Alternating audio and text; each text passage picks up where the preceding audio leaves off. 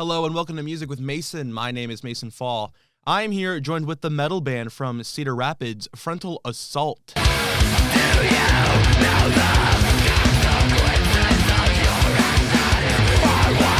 How are you guys doing today? Doing good, man. All right, just to get started, you guys are going to be soon playing at the Black Hole in Cedar Rapids and also the Raccoon Motel in Davenport in March. Yep. So how did you guys get into those shows? Well, we are a part of Iowa Metal Underground with Ill Omen, and we help book a lot of the shows that they put on or whatever. And the Raccoon Motel one, we're just good friends with the boys in Phantom Threat, and they decided to throw us on there. All right. A lot of times, we just got a lot of homies doing a lot of good shows that we're able to help with one way or another, whether it's playing it or finding bands for them. So pretty good connections. Yep. All right. So you guys also recently played alongside Bloodletter, Dead Soul Symphony, and King Goro at the second annual Metal at the Mabel in Menominee, Wisconsin? Menominee, yep. Menominee. Okay. So how was that show? Yep. Just in general? That show was really, really cool. That venue, the Mabel Theater, is a historic theater, and it was a really, really cool place to have a metal show at because it was just something different that probably a lot of those people that were there had never seen. Unfortunately, Bloodletter dropped from that one, so we didn't get to play with those guys, but we played with them before. All right, that's cool. And Goro is really, really sick, and so is Dead Soul Symphony. Nice. You also are well known for your albums Hazardous to All, and then your singles Earth Your Master, and then Human Deception. Yep. So we're going to go take a little stroll back in time. For each of you, where did you guys start learning to play and just becoming familiar with music? Well, I'm Tony. I play guitar and do vocals. I started messing around with guitar elementary school-ish, but I wouldn't say I took it serious until I don't know, like 7th grade is when I really started actually trying to learn like some old school like Metallica and Slayer and shit like that. Right on. Yeah, good. For you. I'm Kyle. I'm the drummer. Started young playing guitar. Kind of same thing with Tony, not really taking it seriously until later on. And then me and him started the band originally in memory as dual guitarists and couldn't find a drummer, so I hopped over to drums and started playing them. Do you like and it? Then, oh, go ahead. I'm sorry. Do you like it more than guitar? Yeah.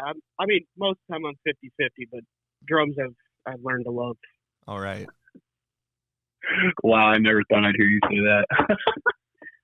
And then I'm Woodrow, and I play the bass, and I've been like messing around with instruments and watching my dad play from like a really young age, and then probably about the same time, like early middle school, is when I started playing bass and taking it seriously, and then like 2 weeks before the first show, they came up to me and told me I was going to play bass. And then I was like, all right, well, looks like I'm doing that then. Mm-hmm. And I love doing it now, and it's like learned to add like different techniques and stuff like that as I've been going on. Nice. Okay, so for each of you, were you guys ever inspired by someone else to just pick up an instrument and start playing, or did you guys just figure you do it by yourself after like listening to a few songs or something? Well, for me, it was my dad. Like I was saying, he's been a bassist and been playing in bands around the Iowa scene for a very, very long time. So just seeing him play live made me want to start playing bass. At that time, it's the same thing with me. Since me and Will are brothers, we just grew up watching my dad playing in bands and stuff like that. Yeah, I was around. I'm not like specifically like blood related, but I was around for a lot of that as well.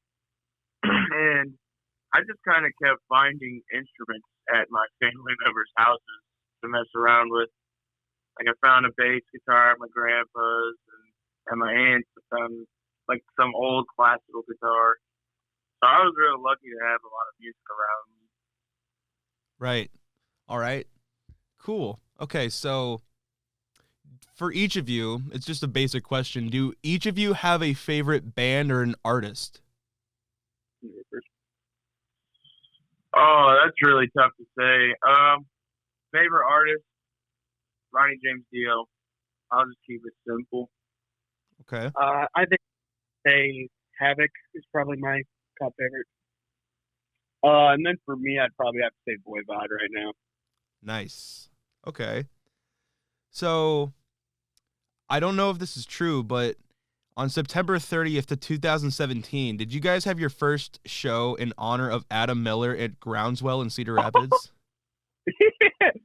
Yeah, we did. Did you guys go under a different name? Yep, Yeah, we were. It was, and there might have been maybe a typo on some old flyer or something, but it wasn't I don't think it was in honor of Adam Miller, because he's actually he's alive. A local skater around here who happens to play music, and he was on that show with us. Nice. Okay, so got a little information mixed up there. Yeah, but you are correct. That was the first show we ever played. And that was under the name In Memory. Yep, 100%. That's what it was, because it said on the flyer In Memory, and then it said Adam Miller. I thought it was In Memory of Adam Miller. Yeah, we were at the top of that, bro. I can totally see that now. So that was on me. I thought you guys were like just playing a nice tribute to someone, but oops. No, our band name was makes In Memory. sense, dude, that's hilarious. So I noticed on some of your Instagram posts, you guys post a lot of fish. Do you guys like to go fishing? Yeah, we love fishing, man. So what was your biggest catch for each of you, would you say? Oh, mine was a fish I caught while we were up in Wisconsin. It was this big channel cat. Out of the Fox River in Wisconsin, up towards Green Bay. And I don't know, I'd say that sucker was somewhere around like 12 pounds, 12, 13 pounds. He was big. He's a big boy. I think for me, it was on Black Friday. We were down visiting my parents, and I caught a 5 pound. No, that was bigger than that, man. That was probably like 7, 8 pound wiper. Yeah, big old wiper, big old sucker. Yeah. What about you? I would say honestly, it's tough for any of us, because we like to. I feel like we like to go out without a scale, so we can just sit and debate how big that fish really was for forever. Right. But all caught some good fish, and we'd have a really good time fishing. If we're not playing music during the summer, that's probably what we're doing. That's basically your therapy after a good show. Yeah, no, for sure. 100%. So I also know on your Instagram posts, you guys posted a lot about the Raiders. Are you guys Raiders fans? Me and Anthony are, or not me and Kyle are. Anthony's a Steelers fan, so he hates when I post about the Raiders. So. See, Woodrow runs the Instagram, and I do most of the stuff on the Facebook. And I'm just not as on it about posting my Steelers stuff as he is. Not to mention, it was just a pitiful year for us this year. So there was definitely some more Steelers posts in the past on the Facebook. So for Woodrow, I don't know if you remember this, but on your Facebook, you posted a lot of morel mushrooms. Do you used to go morel hunting? Oh, yeah. We like to do that and stuff, too. That's usually something we do in, like, the springtime, because that's usually when that's going on. But, yeah, no, we love going out and finding those, too, and cooking them up with some, with some catfish or something like that. So. Yeah, me and my dad used to do that a lot of the time when we used to have really good weather, but now we can't do it no more because it's very cold outside. Yep. Right. So, Anthony, were you a former warehouse associate at Nordstrom? Yeah, me and Kyle actually worked there together. I got fired for fucking around too much. I left. Wait, I should have asked when we started. Is cussing like a no-go? Oh, for like companies and stuff? No, for your interview, are we not supposed to cuss? Oh no, you're good. You're good. Okay, I just want to make sure so we're not messing it up. Yeah, you guys are good. It's on YouTube, so don't worry about it. Okay, cool. Yeah, but no, me and Kyle actually worked there together for, I don't know. I worked there for upwards of a year, and then they just got tired of my BS, and they let me go. But I was a lot younger then, so I was messing up. Right. So, Kyle, who is your dog?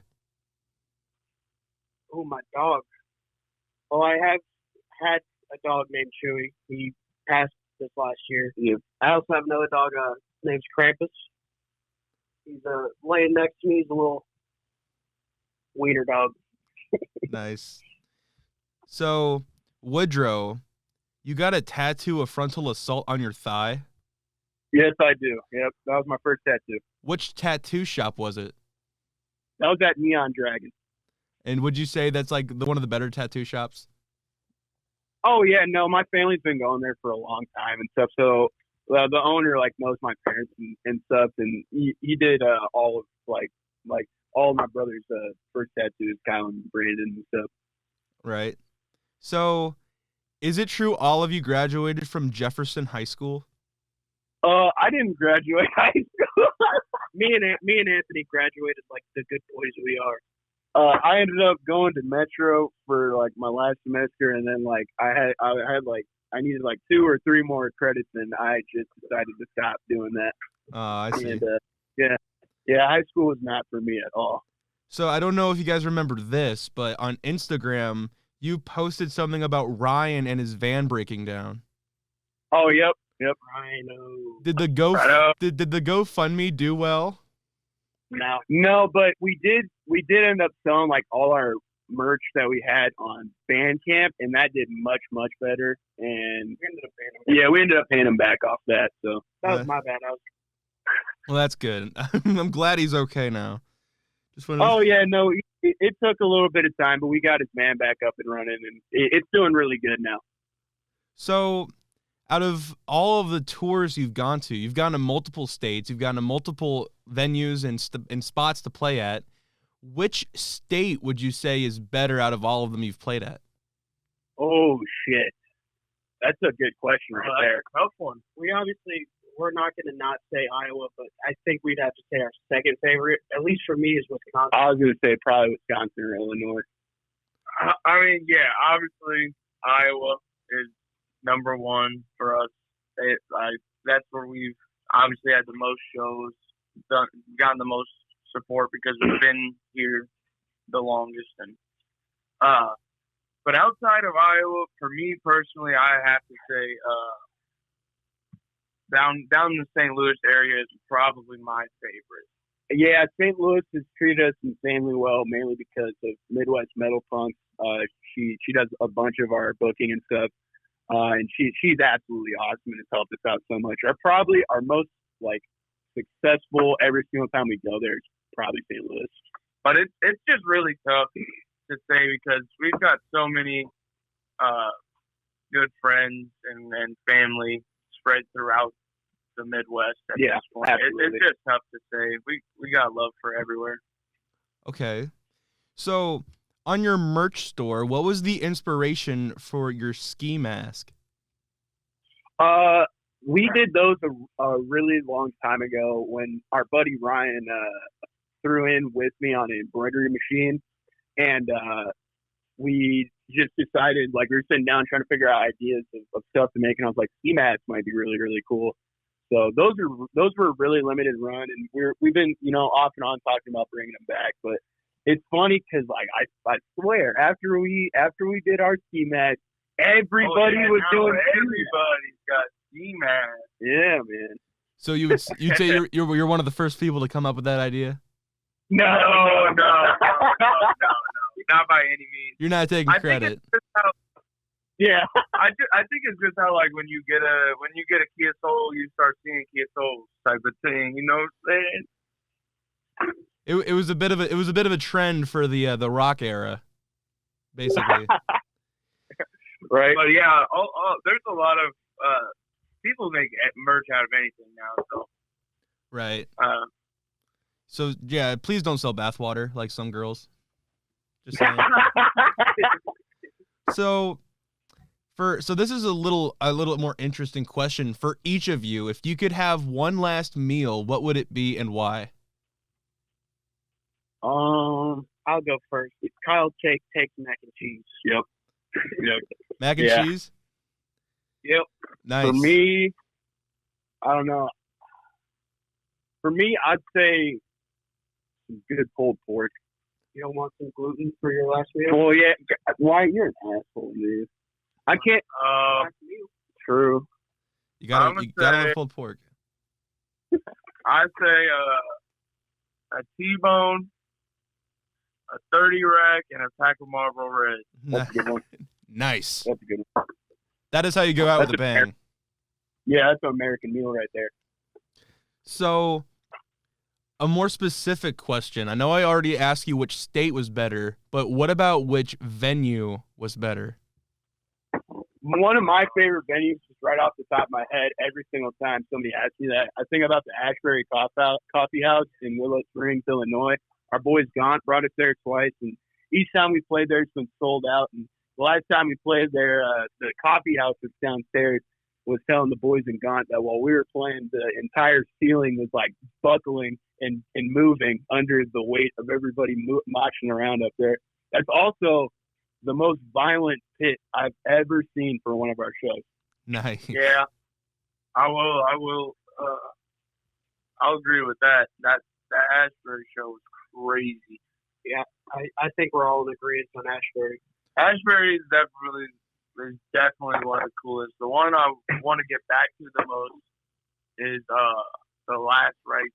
Oh, Last Rites in Milwaukee. Yeah, that was cool too. Okay, cool.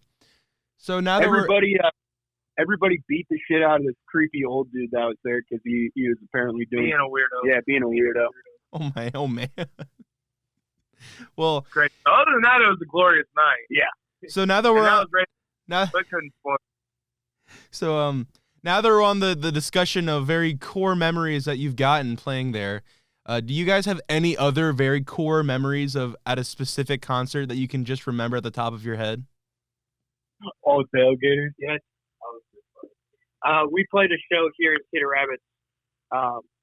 It was kind of an interesting night. I think William had the majority of a bottle right before the set and might have messed up a little bit. Brung it on stage in a bar. Not cool. And then we invited all the people in there on the stage to mosh on the stage while we played. That was pretty core memory right there. They were not happy with us that night. Oh wow! All right. Okay, so we're going down to the last two questions right here, guys. So, what is the future of Frontal Assault? Are we going to get another album, another concert update? Are we going to get a single? Like, what's the plan? I mean, all three of us. Well, everything is coming in due time. The show announcements are going to continue they're going to roll in how they roll in. We play as often as we can, and we try to play as many awesome shows as we can. So that's just going to be business as usual. As far as new music, we do got some stuff that hasn't been talked about much. We got some stuff in the works this year, but we're going to be recording more stuff this year. So there's going to be a bunch of new FA over these next, 8 months. All right. In due time. Yes, sir. Big things coming. Big things coming soon. Yep. So just keep your eyes open. I mean, we're always working on stuff. We're no stopping is planning. We are not stopping. Yeah. Well, that's good to hear. It's good to see that you guys aren't stopping anytime soon. Oh, no. So for the final question that I ask every band and every artist at the end of my show, what would you tell the young and aspiring musicians who don't really have the courage to go up and play and just do what they love? Come to a show and find out how fun it is and start something. Start a project, start something, do something. Well, there's a point for the three of us, or that was us. I mean, we were scared. I mean, I still get nervous before shows.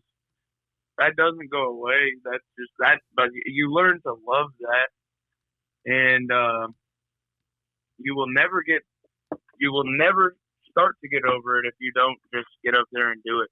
Find some people who want to play the same stuff as you, and start damn better, cool people, and then go play some shows.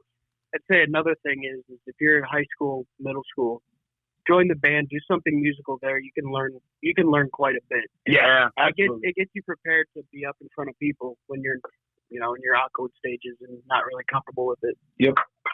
That's pretty good advice, especially since you guys have done like hundreds of shows. You guys still get that nervous feeling. It doesn't really go away. No, not all the way, but it turns into like something you look forward to. Yep. Is that like the butterflies before a big show? Like it's exciting. You get used to that feeling, and you learn to love it. If you're not getting nervous before a show, it is. To me, that's not a good sign. Yeah. Right. That means you're not as excited as other people. Exactly. Right. So I think that is going to wrap it up here, guys. Thanks you for being here on my show with me. Oh yeah, Yeah, thank you man. so much Thank for having you. us. So where can we find you guys? Like Instagram, Facebook? Like where can we find you? We're on Instagram, Facebook, YouTube. All of our music is on every single streaming platform. You can pretty much find us anywhere. We're on Bandcamp and stuff too. So Frontal Assault at the Instagram and Facebook. Yep. Nice. Yep. All right. So I think that wraps it up, guys. We will see you next time. all right, thank you Man, so much. thank you. We will see you later. Yep.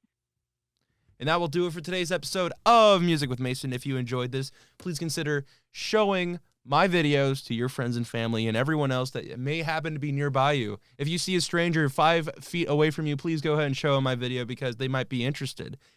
If you enjoyed this video, please consider checking these guys out. These guys are awesome, an amazing metal band from Cedar Rapids. You gotta love Frontal Assault. They are incredible. So go ahead and check out their shows in March, Davenport, Raccoon Motel. You're going to love these guys. And as always, guys, we will see you next time.